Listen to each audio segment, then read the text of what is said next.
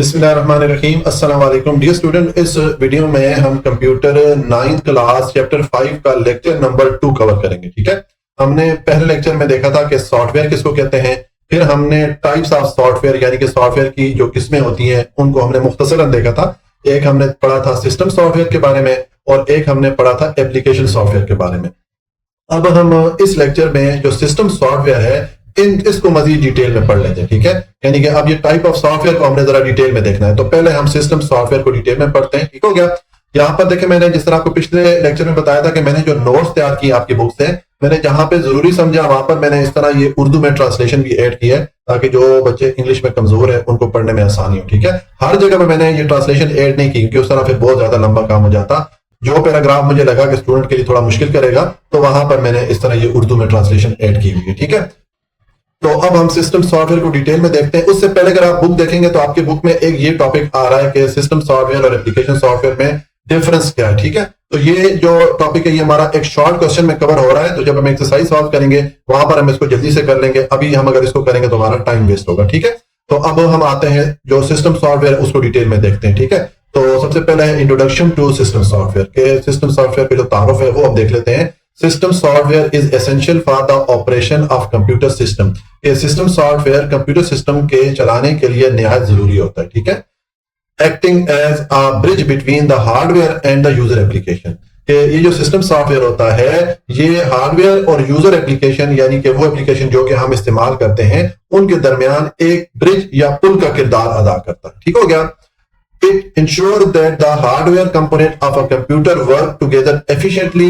ये इस बात को यकीनी बनाता है कि कंप्यूटर के हार्डवेयर के अज्जा बाइनी तौर पे मौसर अंदाज में काम करें, यानी कि जो कंप्यूटर के मुख्तलिफ पार्ट हैं वो आपस में सही तरीके से काम करें, कोई भी रुकावट ना आए। ठीक है, and provide a stable environment for application software to run. और जितने भी हम एप्लीकेशन सॉफ्टवेयर चलाते हैं उनके लिए एक मुस्तहकम माहौल या एक मुनासिब माहौल फराहम करता है। ठीक है, ताकि हमारा जो सिस्टम है वो स्मूथ तरीके से सही तरीके से काम कर सके। तो ये मेन फंक्शन है सिस्टम सॉफ्टवेयर का। अब सिस्टम सॉफ्टवेयर की हम टाइप्स देख लेते हैं। यहाँ पर 3 टाइप्स मेंशन है आपके इस चैप्टर में। एक है ऑपरेटिंग सिस्टम, फिर है यूटिलिटी प्रोग्राम और तीसरी टाइप है device driver.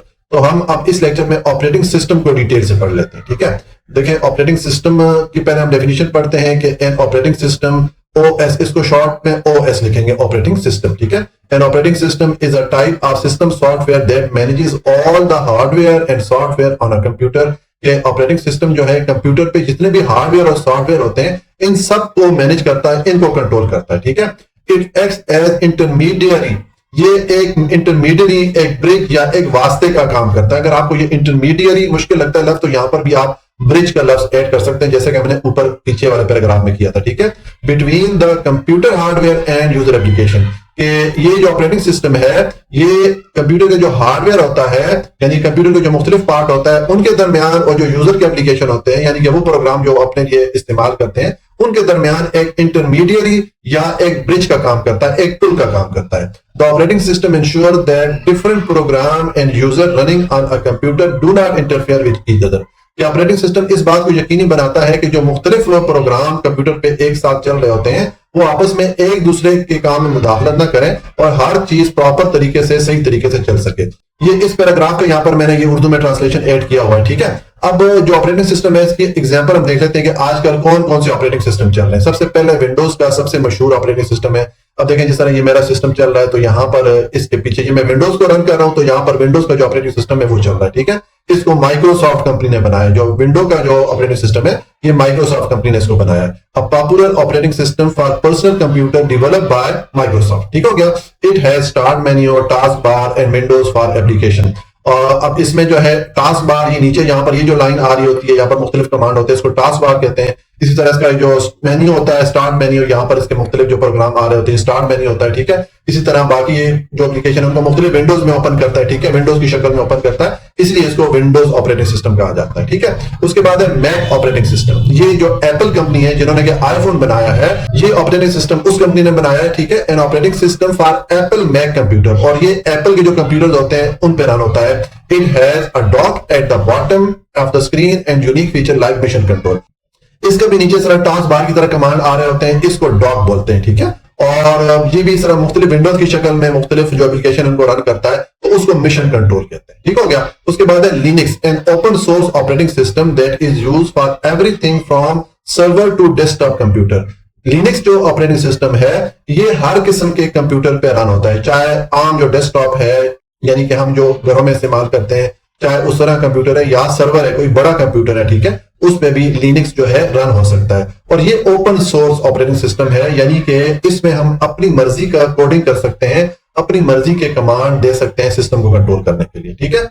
It can look different depending on the distribution या वर्जन आप उसको कह सकते हैं यूज। और ये मुख्तलिफ सिस्टम पे मुख्तलिफ नजर आ सकता है क्योंकि इसके मुख्तलिफ वर्जन है। ठीक है। तो अपने वर्जन के हिसाब से ये मुख्तलिफ नजर आ सकता है।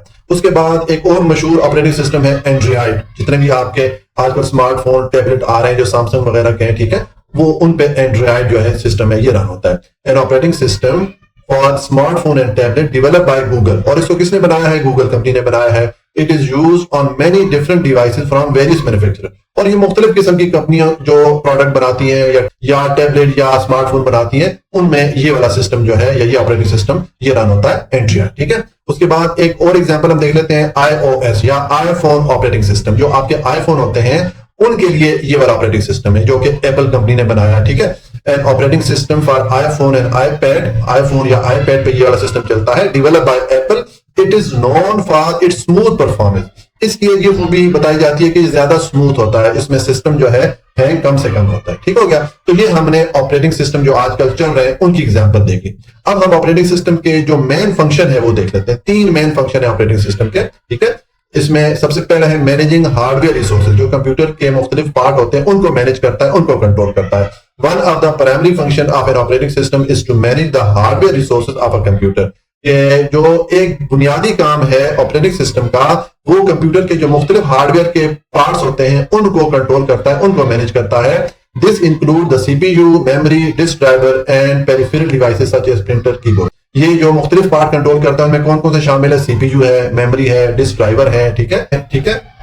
डिस्क ड्राइवर है एंड पेरिफेरल डिवाइसेस है, वो डिवाइसेस या वो वाले कंप्यूटर के पार्ट जो के कंप्यूटर के मेन जो कंप्यूटर उसके साथ कनेक्टेड होते हैं, जैसे आपका कीबोर्ड है, माउस है, प्रिंटर है, इनको पेरिफेरल डिवाइसेस कहते हैं। ठीक है। द ऑपरेटिंग सिस्टम को शॉर्ट में ओएस करके लिखते हैं। The operating system ensure that each application gets the necessary resources to function correctly without interfering with other application. ये ऑपरेटिंग सिस्टम का जो है मेन काम ये है कि जब मुख्तलिफ किस्म की एप्लीकेशन एक साथ कंप्यूटर पर रन हो रही होती है तो इस बात को यकीनी बनाता है कि वो जो एप्लीकेशन है आपस में एक दूसरे के काम में मुदाखलत ना करें ताकि हर काम प्रॉपर तरीके से स्मूथली हो सके। ठीक है। तो ये पहला जो मेन फंक्शन है मैनेजिंग हार्डवेयर रिसोर्सेज या कंप्यूटर के जो हार्डवेयर है उनको कंट्रोल करता है ऑपरेटिंग सिस्टम। और उसके बाद इसका अगला मेन फंक्शन देख लेते हैं। इसमें है प्रोवाइडिंग यूजर इंटरफेस। जो यूजर है, हम लोग जो है जो कंप्यूटर इस्तेमाल करते हैं, इनको वो एनवायरनमेंट या वो माहौल फराहम करता है जिससे कि हम कंप्यूटर के साथ इंटरेक्ट कर सकते हैं या कंप्यूटर पे काम कर सकते हैं। ठीक है। The operating system provide user interface that allows user to interact with computer। वही वाली बात आ गई कि ये हम जो यूजर हैं हमारे लिए एक ऐसा इंटरफेस हमें प्रोवाइड करता है जिससे कि हम कंप्यूटर पे काम कर सकते हैं। अब there are 2 main types of user interface. 2 किस्म के मेन जो यूजर इंटरफेसेस है वो हैं। एक है ग्राफिकल यूजर इंटरफेस, ठीक है, और एक है कमांड लाइन यूजर इंटरफेस। ये दोनों मैं आपको एग्जांपल से समझाता हूं। पहले हम देखते हैं ग्राफिकल यूजर इंटरफेस जो आपकी विंडोज का ऑपरेटिंग सिस्टम है। ठीक है। इसमें देखिए मुख्तलिफ विंडोज की शक्ल में हमारे सामने मुख्तलिफ जो एप्लीकेशन है वो आ रही होती हैं, कुछ आइकन की शक्ल में आ रही होती है, स्टार्ट मेन्यू होता है, ग्राफिक की शक्ल में हमें मुख्तलिफ चीजें नजर आ रही होती हैं। तो इस किस्म का जो यूजर इंटरफेस होता है इसको ग्राफिकल यूजर इंटरफेस या इसको शॉर्ट में GUI कहते हैं। ठीक है। A GUI या graphical user interface allows user to interact with computer using visual elements such as windows, icon, menus। ठीक है। This type of interface is user friendly, making it easy for user to navigate and perform tasks। ये वाला जो user interface है ये easy होता है। देखिए आजकल छोटा सा बच्चा इसको भी आप मोबाइल देते हैं तो उसमें वो मुख्तलिफ विंडोज को ओपन करते हुए अपनी जो भी रिक्वायर्ड उसकी चीज होती है, चाहे गेम है, चाहे कोई वीडियो, उसको चला लेता है। ठीक है। तो ये जो GUI है इसको इस्तेमाल करना आसान है।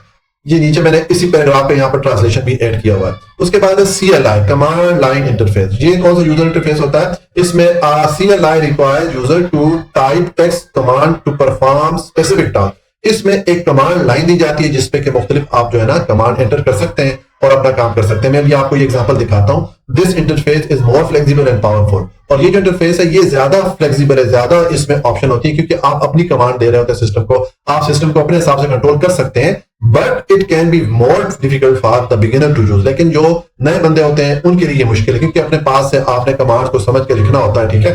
जो GUI है वहां पे तो आपके पास विंडोज ओपन हो रही होती है, एक आम सा बच्चा भी इसको यूज कर लेता है, लेकिन यहाँ पर आपको चूंकि कमांड्स कंप्यूटर को टेक्स्ट की सूरत में लिख के देनी होती है, तो ये थोड़ा मुश्किल है, ठीक है। तो मैं ये आपको CLI दिखा रहा हूँ। देखिए मैं जो विंडोज का CLI है या कमांड लाइन इंटरफेस है उसको ओपन कर लेता हूँ। ये मैं आपके सामने इसको ओपन करता हूँ। ये देखें, ये मैंने आपके सामने कमांड प्रॉम्प्ट को ओपन किया हुआ है। अब यहाँ पर हम इस लाइन पे मुख्तलिफ कमांड सिस्टम को दे सकते हैं और जो भी हमने काम करना है वो कर सकते हैं। चाहे आपने कोई फाइल बनानी है, चाहे आपने कोई फोल्डर बनाना है, कोई फाइल डिलीट करनी है या सिस्टम की सेटिंग चेंज करनी है, वो कमांड आपको यहाँ पर आनी चाहिए। उन कमांड के मुताबिक जो है यहाँ पर आप सिस्टम को कंट्रोल कर सकते हैं, ठीक है। तो ये CLI है। अब ये देखिए आम बंदे के लिए थोड़ा मुश्किल है, जब तक किसी को कमांड नहीं आएगी तो वो उसको किस तरह यूज करेगा या किस तरह इसको ऑपरेट कर सकेगा, ठीक है। तो ये हमने कमांड लाइन या CLI की एग्जाम्पल, तो इस तरह ये हमने CLI या कमांड लाइन जो इंटरफेस है इसकी एग्जांपल देख ली, ठीक हो गया। तो ये दूसरा मेन फंक्शन हो गया ऑपरेटिंग सिस्टम का, कि ये हमें यूजर इंटरफेस प्रोवाइड करता है, यानी कि कंप्यूटर काम करने के लिए जो इंटरफेस होता है वो हमें प्रोवाइड करता है ऑपरेटिंग सिस्टम, ठीक हो गया। और तीसरा इसका मेन काम क्या है, रनिंग एप्लीकेशन, मुख्तलिफ किस्म की जो एप्लीकेशन होते हैं उनको रन करता है, ठीक है। जो भी हम एप्लीकेशन ओपन करते हैं, चाहे माइक्रोसॉफ्ट वर्ड ओपन करते हैं या कोई गेम ओपन करते हैं, ठीक है, या माइक्रोसॉफ्ट एक्सेल ओपन करते हैं, कोई भी चीज हम ओपन करते हैं तो उनको जो बैकग्राउंड में चला कौन रहा होता है, ऑपरेटिंग सिस्टम चला रहा होता है, उनको ऑपरेटिंग सिस्टम कंट्रोल कर रहा होता है। The operating system is responsible for running application on computer. Operating system computer पर एप्लीकेशन चलाने का जिम्मेदार होता है। It loads application into memory. ये क्या करता है, ये एप्लीकेशन को पहले मेमोरी में लोड करता है, मेमोरी में लेके आता है, allocates the necessary resources, और जरूरी जो वसाइल होते हैं कंप्यूटर के वो उसको फराहम करता है ताकि वो प्रॉपर तरीके से चल सके। The operating system also ensure that application do not interfere with each other and they run efficiently. और ऑपरेटिंग सिस्टम इस बात को यकीनी बनाता है कि जो मुख्तलिफ प्रोग्राम या एप्लीकेशन एक टाइम पे चल रहे हैं वो आपस में एक दूसरे के काम में रुकावट न डालें, तो सिस्टम को प्रॉपर तरीके से और स्मूथ तरीके से जो रन करता है वो ऑपरेटिंग सिस्टम इस चीज को यकीनी बनाता है, ठीक है। तो ये हमने जो 3 मेन फंक्शन है ऑपरेटिंग सिस्टम के वो भी देख लिए, ठीक है। एक ये क्या करता है, जो कंप्यूटर के मुख्तलिफ हार्डवेयर के रिसोर्सेज या पार्ट होते हैं उनको कंट्रोल करता है, फिर ये यूजर इंटरफेस प्रोवाइड करता है, और तीसरा ये क्या करता है कि जो मुख्तलिफ एप्लीकेशन होती है उनको रन करता है, ठीक है। तो ये आज के लेक्चर में हमने जो सिस्टम सॉफ्टवेयर है उसकी जो पहली टाइप थी ऑपरेटिंग सिस्टम, इसको हमने डिटेल्स में पढ़ लिया, ठीक है। नेक्स्ट लेक्चर में हम फिर यूटिलिटी प्रोग्राम को पढ़ेंगे, ठीक है। तो आज के लिए इतना ही। अगर आपको कोई भी पॉइंट समझ में नहीं आया हो आप कमेंट में पूछ सकते हैं, मैं आपके हर क्वेश्चन को इंशाल्लाह आंसर करने की पूरी कोशिश करूंगा। वीडियो को लाइक, सब्सक्राइब और शेयर जरूर कर लीजिएगा। अपना बहुत ख्याल रखिएगा। अल्लाह हाफिज।